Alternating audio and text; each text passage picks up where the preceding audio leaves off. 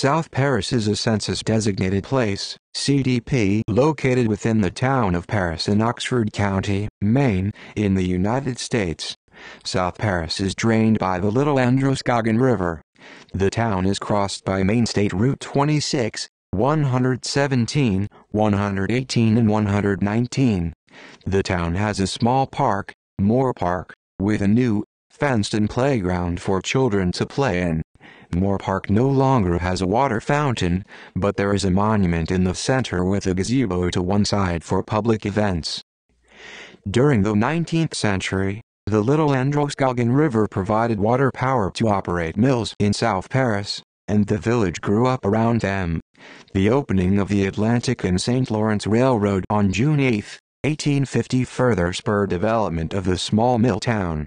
In the 1890s, the Oxford County Courthouse moved from Paris Hill to be near the Grand Trunk Railway Station. Much of the manufacturing and industry faded with the Great Depression, but South Paris remains the commercial section of Paris, and retains much of its Victorian-era architecture. Oxford Hills Comprehensive High School, the regional high school, was founded in South Paris in 1961. Actress Reta Shaw was born in South Paris in 1912.